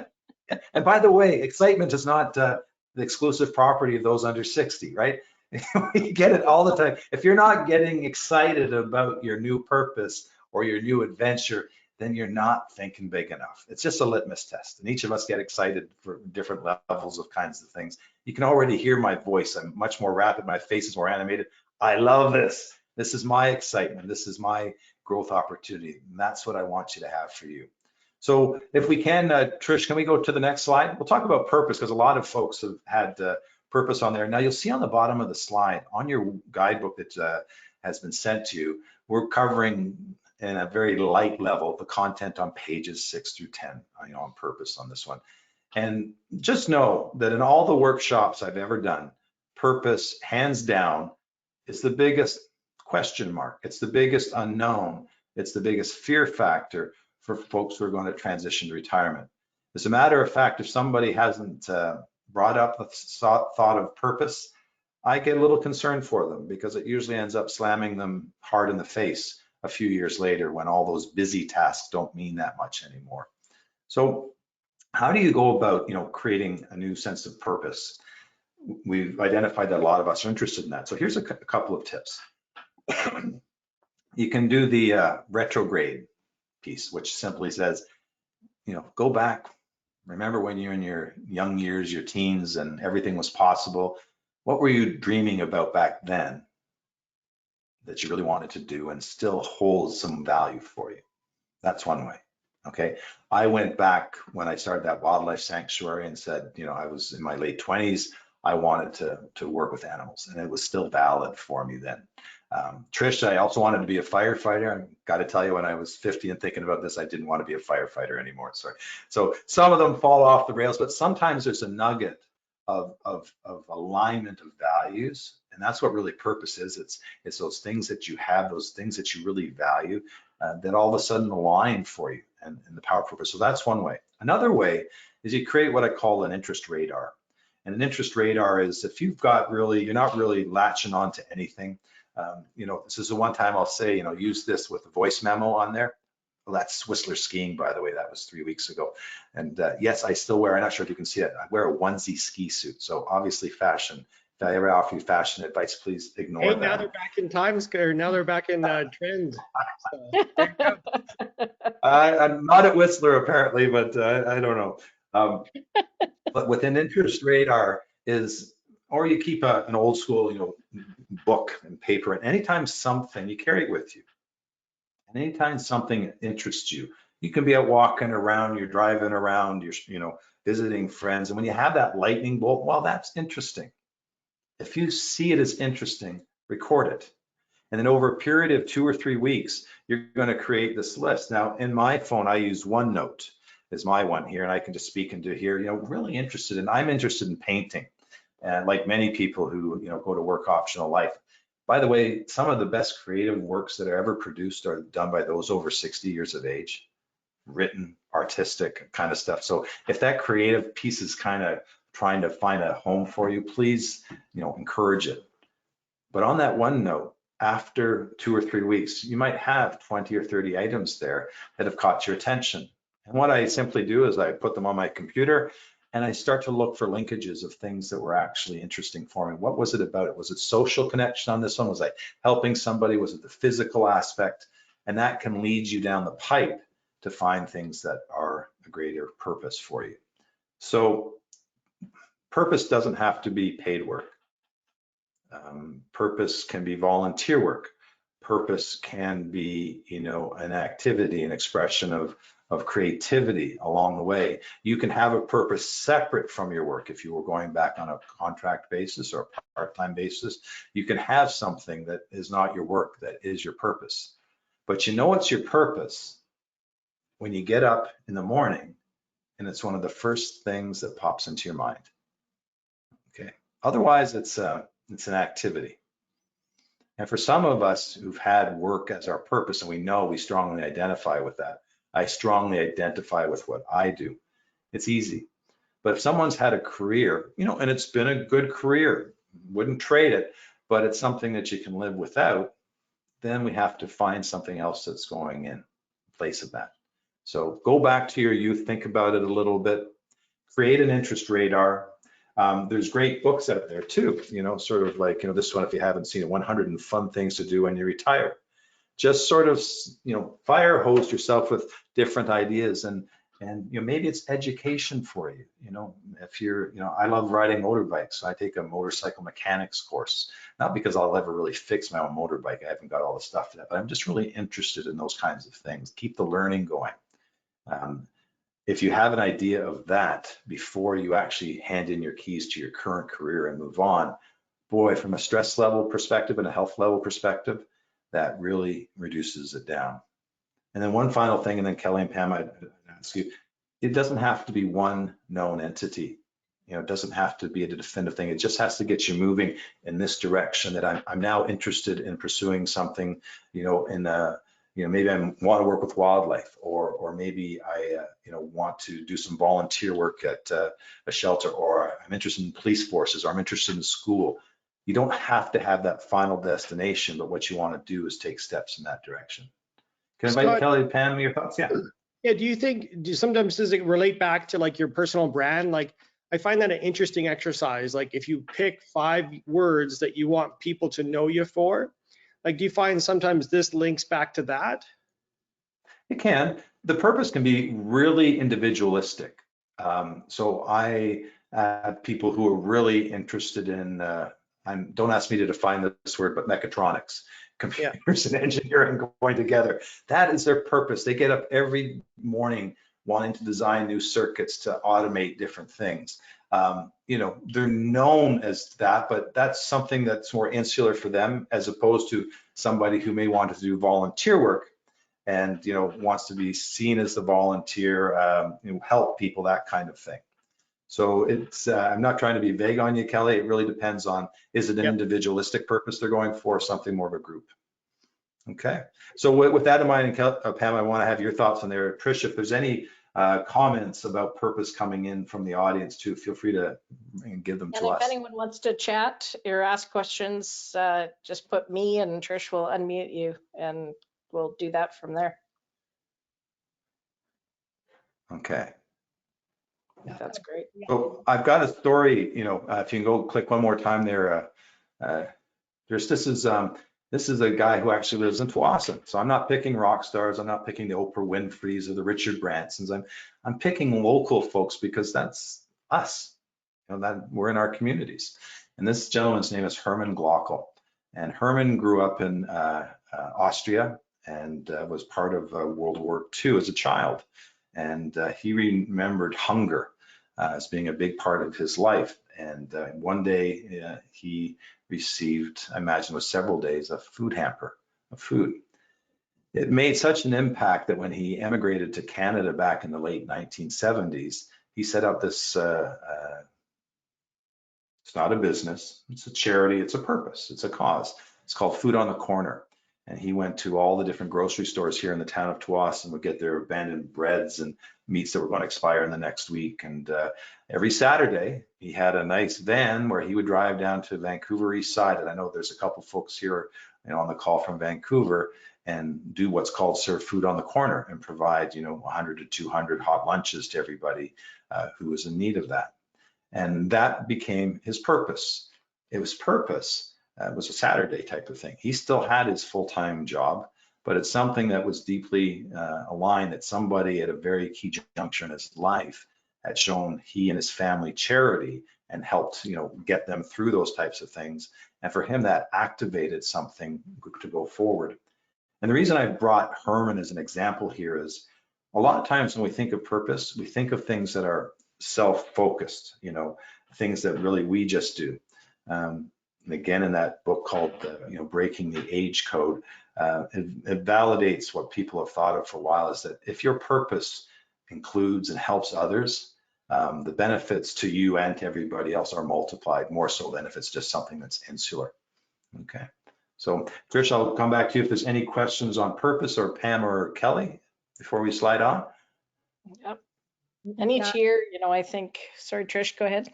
No, I was just going to say, there's nothing in the question box yet, so Okay. I'll keep you posted. Yeah, because like even if you guys want to join us, I often talk about, you know, year-end stuff for us is, you know, we've usually done different things. Like last year, we supported everybody who lost their homes in the fire. And I can't say everybody who lost their homes there, but we went because there were some people still camping in BC. That actually through the Fintry area had actually lost their homes. And And we went along there and decided to give out Christmas dinners. And we talked to some of the charities out there and said, you know, what can we do from us and our client base? And I know some of you as clients always participate in that. And we always appreciate that. You know, we have certain clients like Olia, that provided macarons and provided like syrup and things in a jar. She did caramel syrup for everybody. And just the little things sometimes that you could add to baskets. And I know people have always kind of added things if they can do stuff or add money, or even came with us. We had a few people that were like, can I come? And we were like, sure. And I think, you know, that makes it fun, but you also get to see what people are like. And if people are on my Facebook page, you'll see a lady by the name of Jen Lois. Her family actually was on one of the Indian tribes out there right near the bottom, and they lost everything. And her grandkids lost everything. And Kelly and I went and bought them hockey gear so that they could play hockey, because that was the most important thing to them. And they went as a family. And it's funny because she's joined our Facebook, and, you know, she emails us all the time, and she's like, hey, if I'm ever in Calgary, I'm going to call you and we're going to hang out. And you develop even those social relationships from that, because it's like you've helped give somebody a hand up sometimes, or you've just helped be there for somebody. And I think in this community now with COVID and everything else, everybody, like you're saying, you're online a lot, and you lose that connection to people. And I think, you know, everybody can use everybody. And I think that's the greatest thing about Calgary, is we all tend to really lend a helping hand even after the floods and everything else. And you know, even surrounding Canada, really, as Canadians are great that way, being very charitable people, always arrows out towards everybody else. And I think that's so important. And it gives you back so much more in your life of smiles and happiness and being proud, and, you know, wanting to know how great those people do in their lives and what they're doing and how their house is being built. And, you know, she just sent us plans the other day, and she's like, my house is being rebuilt. And so it's taken years, like a year and a half now. And you kind of go, wow, like she's finally getting there. And, you know, it's like you're happy to be part of it. And she's like, oh, I can't wait next time you're out here, you know, come by, see how the build's going. And it, you know, you just try to do something out of kindness, and you see that develop too. And it's absolutely cool. We last June, we took in a couple of Ukrainian refugees, a young couple, and the deal was just offer them accommodation for 3 months, and they're still with us, and by our choice. We have made incredible friends from there, and you know, and it hasn't been an all one-way street. It turns out, you know, he's a massage therapist, and he's a chef as well. You know, it just by opening your doors to people into your lives, and this is going right into that social connection. You know, we should always be on the lookout for another good friend, whether it comes through purpose, when it comes through charity, those types of things. And that is a real mindset issue. Is, you know, a few folks there, when we asked, you know, which one is the most challenging, a couple of you had mentioned it being smaller social circles. Is that, you know, when you meet people, I very much go with a mindset. I've got a lot of great friends, but I know I have a lot of friends I have yet to meet. And that just really changed the mindset. When I have a conversation with somebody, it's not all about me and what I used to be in the corporate world. It's very much about, hey, how, you know, what are you about here? And we have a conversation that's, you know, more open and honest. So it's a good mantra to be on the lookout for your next friend. Can I ask Kelly, unless you wanted to add something, can I ask Trish to move it over to our next slide? That's great. Do that. Yeah, absolutely. Okay. I just want to interject here. Wade is going back to Pam's comments, and he goes, I like that, a hand up versus a hand out. Great. Yeah. Yeah. Be in the wording. One of the other foundations is to have real adventures in your life as you transition. And you know, I think Kelly and I, knowing they spend so much time in the Okanagan, I think the first thing I said was, a wine tour doesn't constitute a real adventure. Golf doesn't constitute a real adventure. Mind you, your score is not known, so I guess it is. But if you put the picture up there too, Trish, that would be great. So a year ago, I used to run a group called Adventure 5-0, and you had to be over 50 to get into it. And we would do all kinds of crazy things. That's where I started doing the Tough Mudder races and stuff. So last year, I'm not sure if you've heard of this trail. It's called the Pacific Crest Trail, and it runs from Mexico up to Manning Park. So, you know, 3,000 miles long, or I think it's 3,000 miles long. It's huge.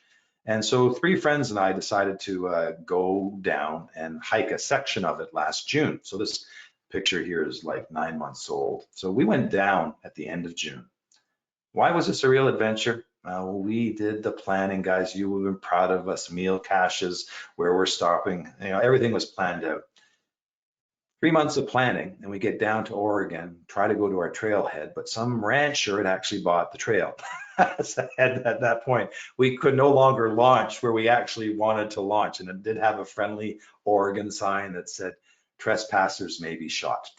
So we had to, automatically revert and reconvene, and we found another place an hour and a half later, further down the road, to actually launch our hike. And so we're happy. We pivoted. We did not know the outcome, and we hiked up about 3,000 vertical feet with these packs on us, and they were 50 or 60 pound packs. And the guy who's on the log there, Paul Doyle, he's 68, and he came to us when he was 57 and about 60 pounds heavier, where he could barely, do a little hike with us. And here he was doing a 100-mile walk with us. And Paul and I and our other mate, we hiked up the 3,000 feet, pleased as punch that we had gotten onto the trail. Like, it had been a long day.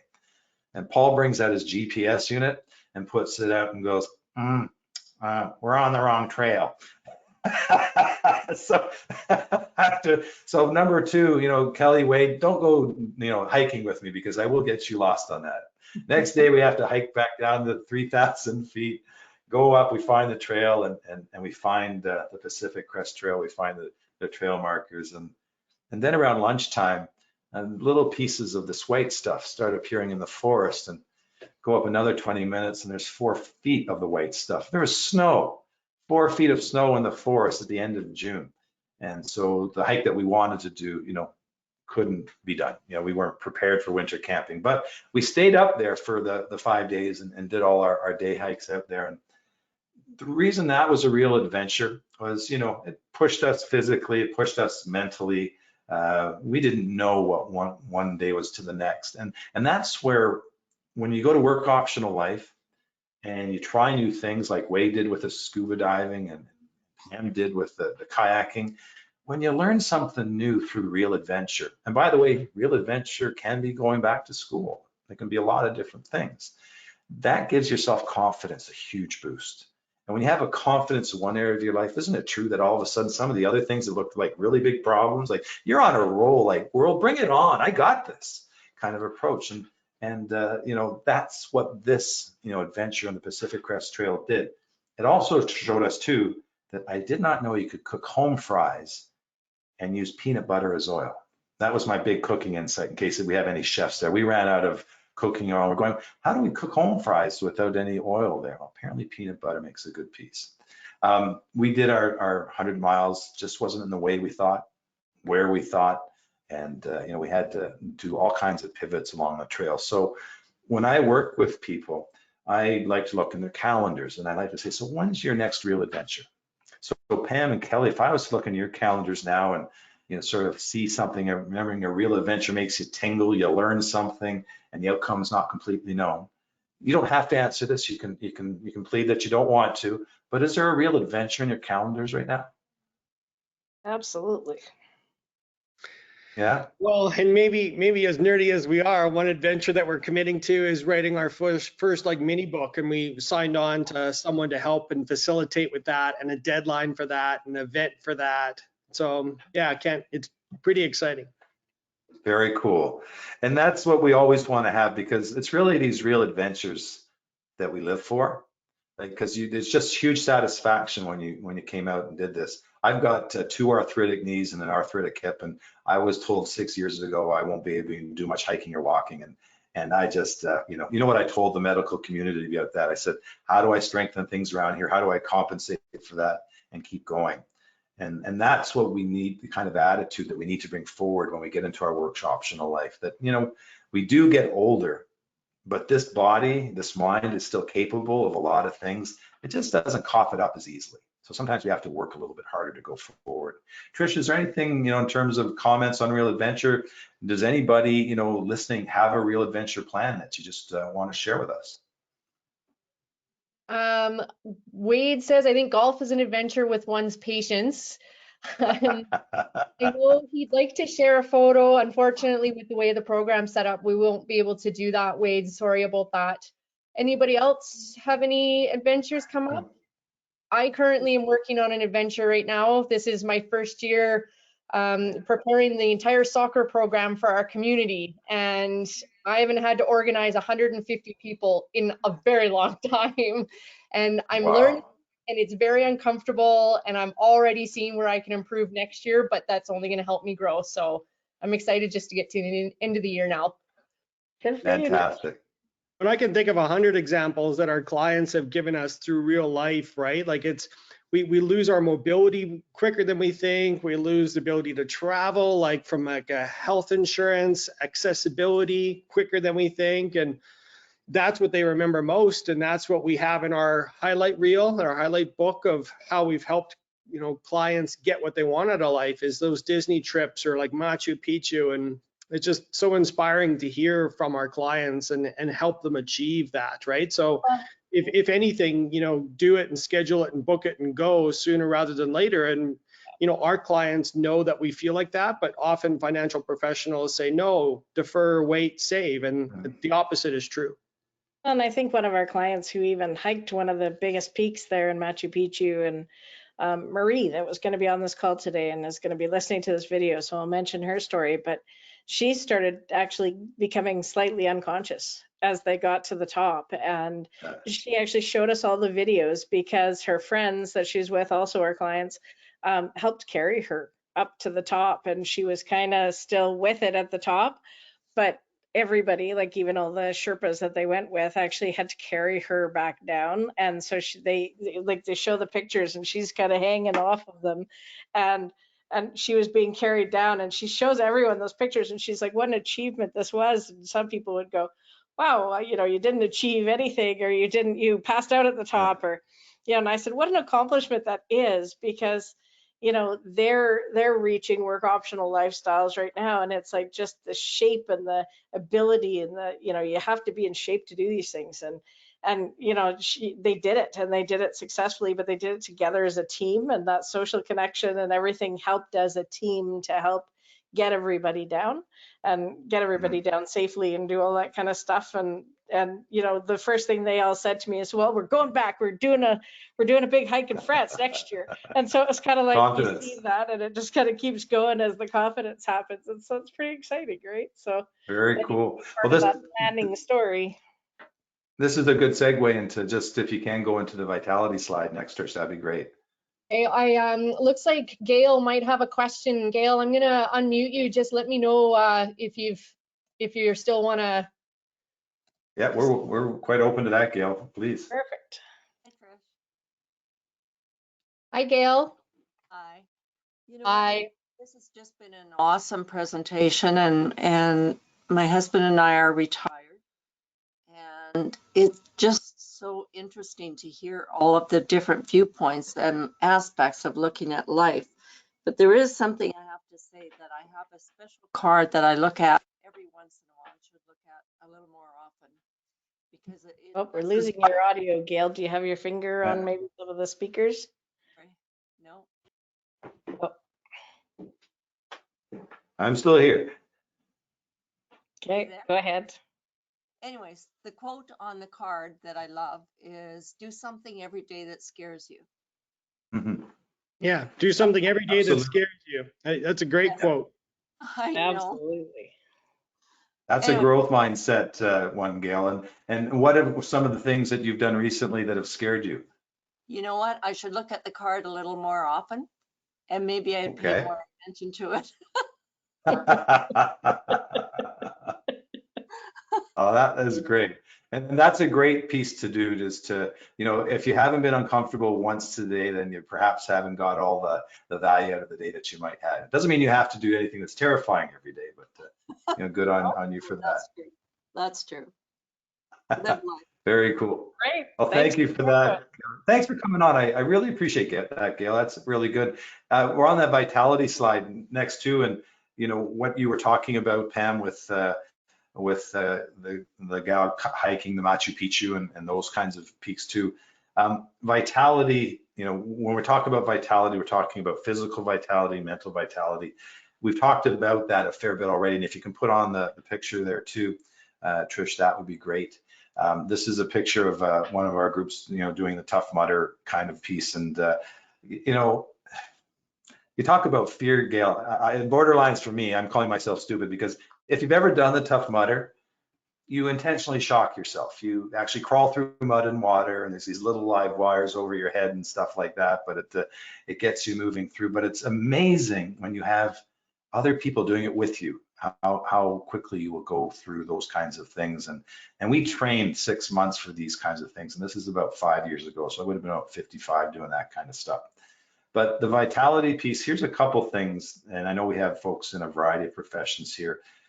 If you are, you know, in that 50+ range and you do a gym routine, in the gym, there's a lot of routines that do straight line motion forward like this.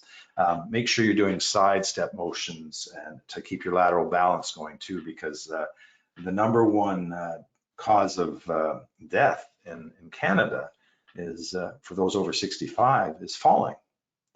And so again, if we want you vital in your 80s and 90s, which is what we really want to do, you know, just doing the treadmill like I used to do and stuff like that with no sidestepping is a huge benefit to have those lateral motions. And the other thing too is to continue lifting heavy weights that challenge you for your dimension. I met a gal who was 83. I wish I could play the video.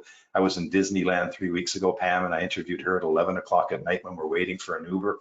And she was with her daughter, and she had walked 32 kilometers that day. And she says, yeah, I curl weights every day. How much do you curl? 15 to 20 pounds, you know, for biceps and stuff like that. And you could just tell she's one of those people who was popping with energy. We lose about 10% of our body muscle mass every decade after the age of 40.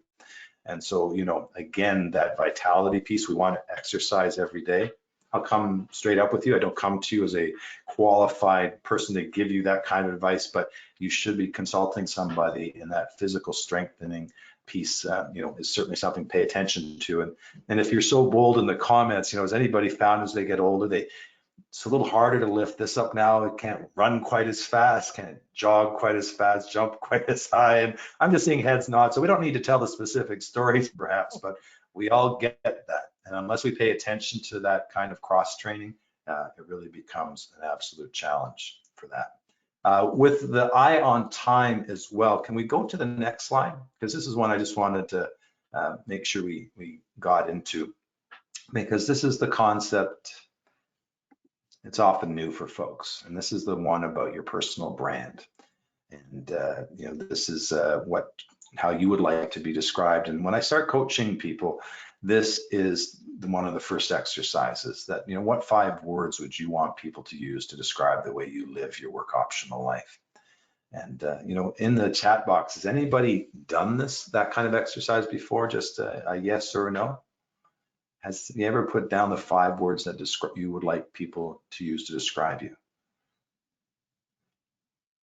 And Trish, anybody sort of given us any indication there?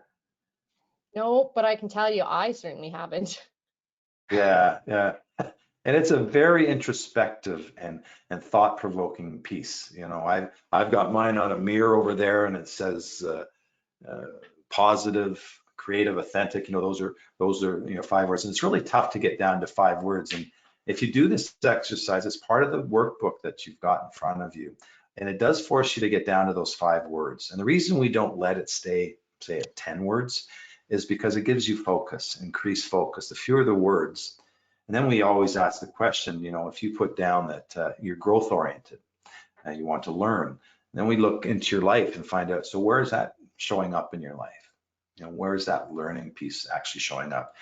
This is actually on the picture here. This is my wife, Larissa. And if you were to come over to my house now and we'd share one of those great Okanagan wines that Pam and Kelly have, and we'd go golfing at the Tsawwassen Springs Golf Course, which is just across the way. Downstairs, you would see 20 or 30 bags of donated clothing types of pieces. And it's always a through show in our house that once a month, Larissa with her friends, you know, washes these things and takes them down to the women's shelter down on the east side to give things out. And that is her living legacy. Now, Why is it a living legacy? Because we've had people bring their grandkids to come help make the lunches and go down to the east side. We've had our kids do the same kind of thing. We've had professional communities with our small village of Tawasin actively contribute. And, you know, it's not uncommon in the morning for me to see 3 or 4 garbage bags at the end of the driveway. And I'm going, what, you know, did the garbage not come out? No, it's donations actually coming in. This is her piece. That's what she wants hers to be. I can't say enough that living legacy is personal. It has to speak to you. So, you know, as we wind up this presentation in a couple of moments, this is one of the exercises that if you're going to take that beverage into your comfortable place, one of the first things that I would actually go through. Okay. Kelly or Pam, thoughts on this one? I think the only thing is that it's just so hard, right? Like it's a point in time is not the case, right? It's a process, it's a program. Like we've gone through some of those. And it's because we've participated in the Strategic Coach program for years. And then every 3rd year you kind of redo it, and it's interesting to see yourself change. So I think it's just, you know, even though that we've talked about the pages and got people like thinking about the concepts, I think there's more to it.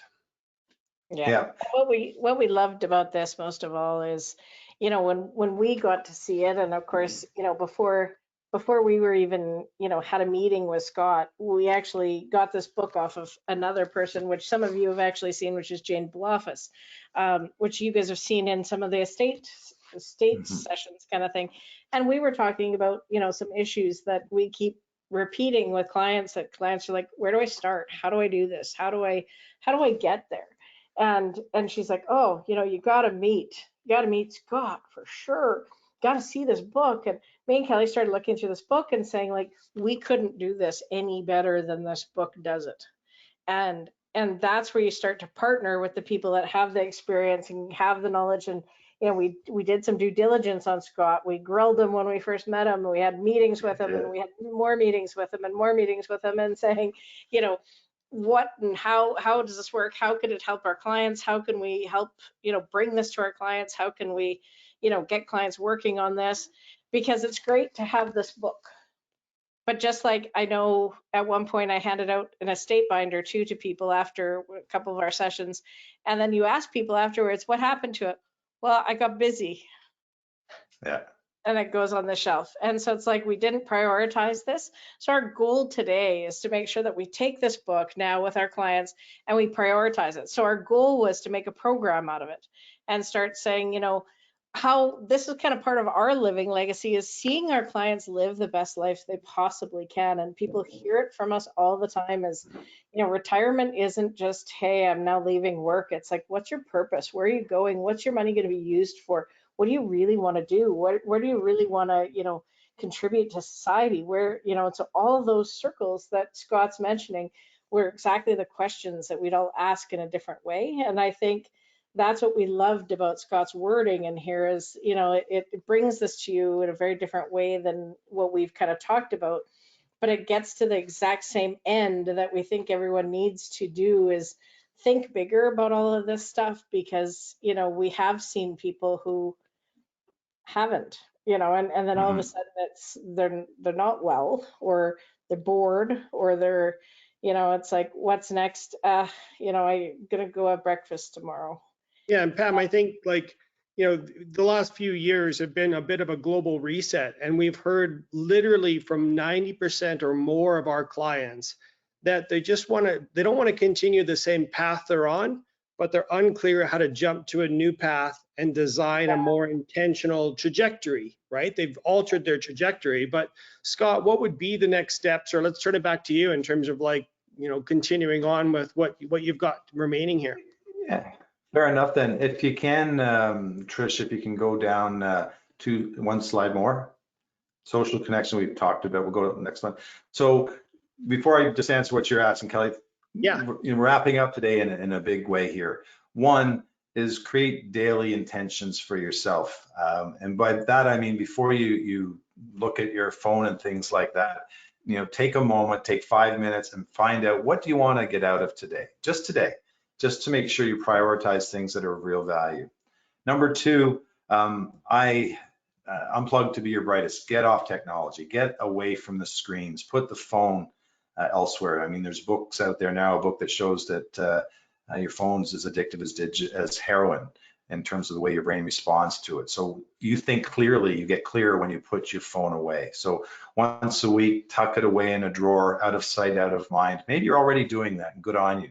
Keep going that, but unplug to be your brightest. Third one's one we haven't talked about yet, but this is a key one for me. We're the average of the 5 people we hang around with the most. So take a look at the 5 people that you hang around the most, who exert the greatest influence in your life, and you'll find you're pretty much right in that third spot there.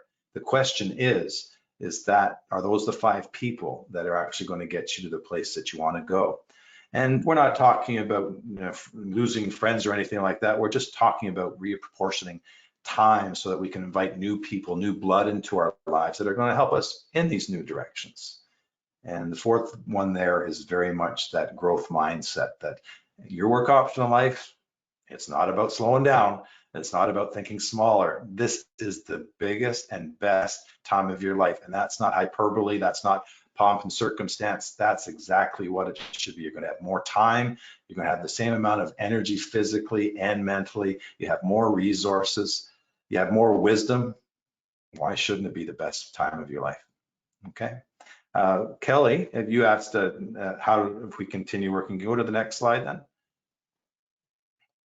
So when I was talking to Kelly and Pam, we talked about how could we continue people working this. We've had a great initial discussion today, and thanks to everybody for your input and thoughts and comments, and even coming live on air with us is great.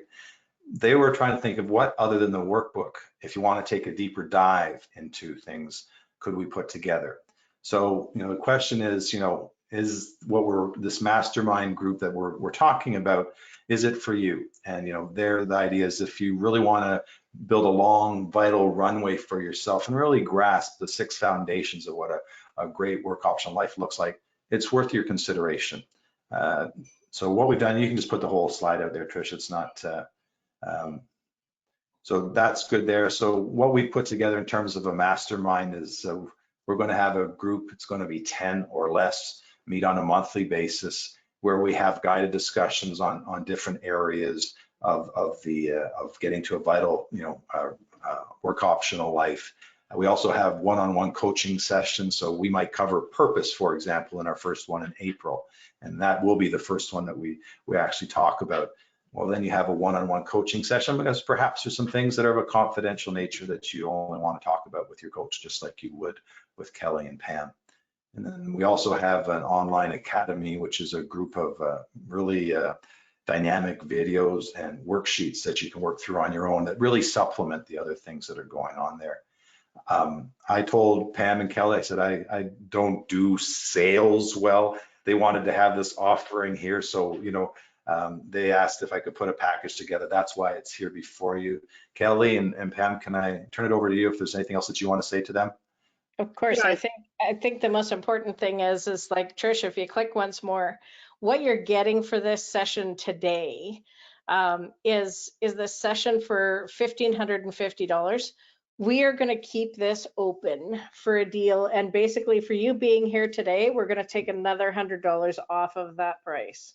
So imagine, a $2,800 program, really, at the end of the day, $2,500 kind of thing. We're giving it to you for $1,450.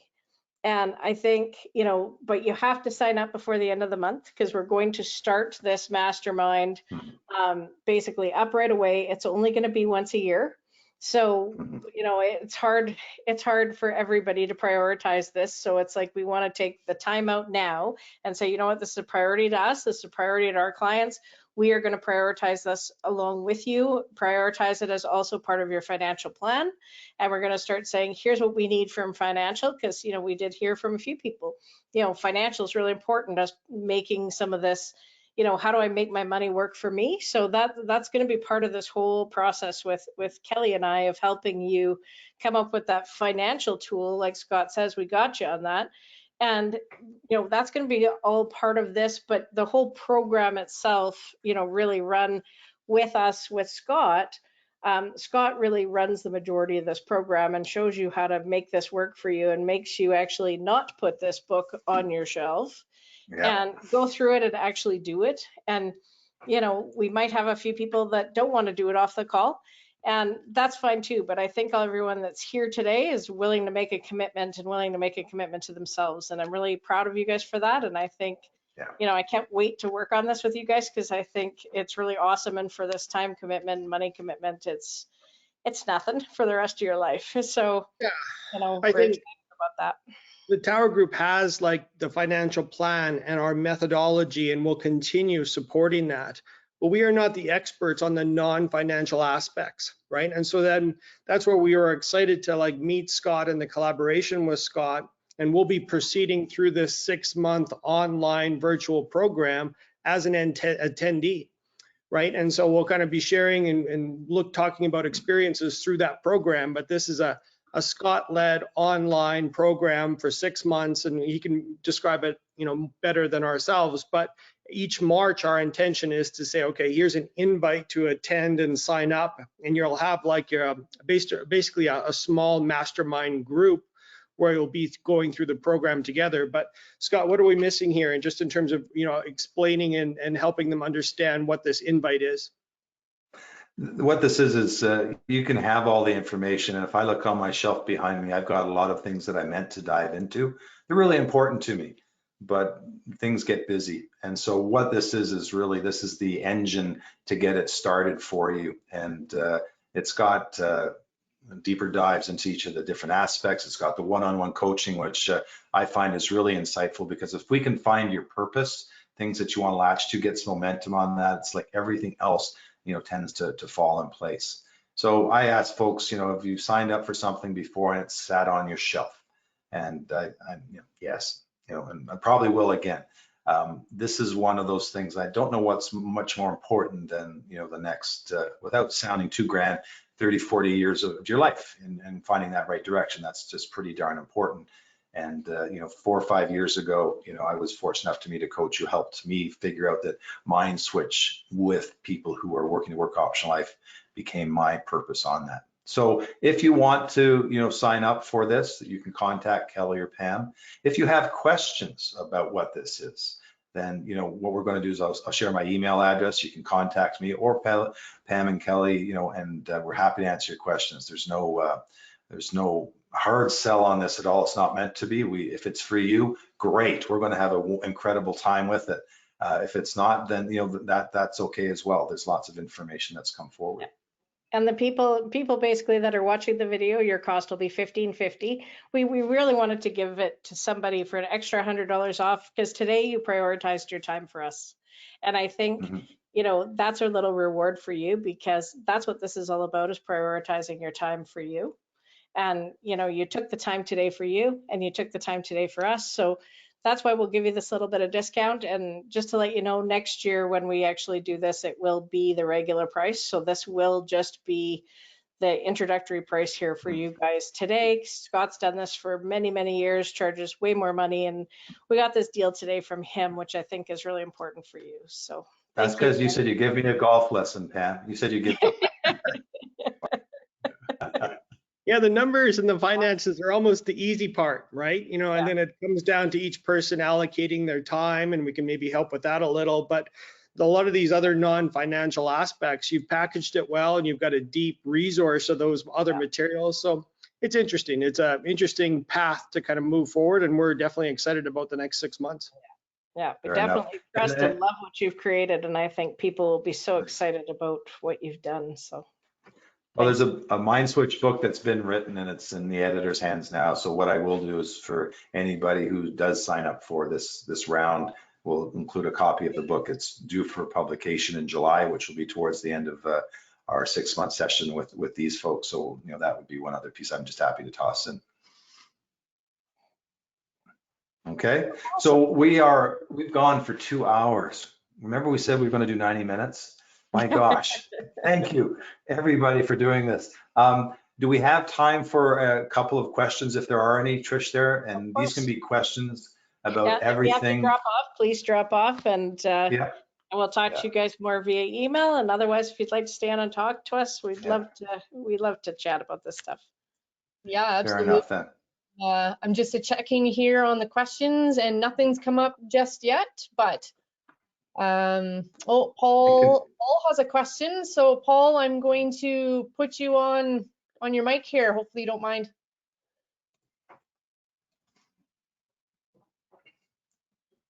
Hey, Paul, can you hear us? There There we we go.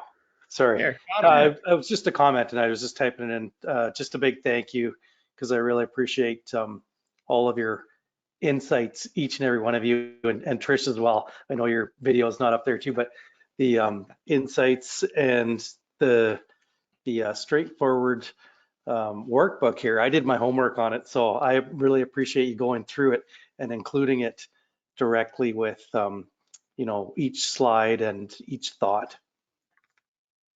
Glad. Thank you very much for that, Thanks, Paul. Paul. Any other questions while you got us here? Thank you. Okay. Well, I just wanted to thank everybody for their time and their participation, and we'll continue the conversation and the dialogue. And thank you very much, Scott, right, for being part of Yes. this and leading this. And we've definitely got a lot out of all of our past conversations and look forward to more. So we look forward to the future, and thank you very much, and for everybody for attending. Yep, we Yeah, can't wait thanks. for everyone to collaborate with them. Yeah. Thanks everyone for attending and asking the questions, and Kelly, Pam, and Trish too for making this a pleasure to be part of. Thank you. Bye, everybody.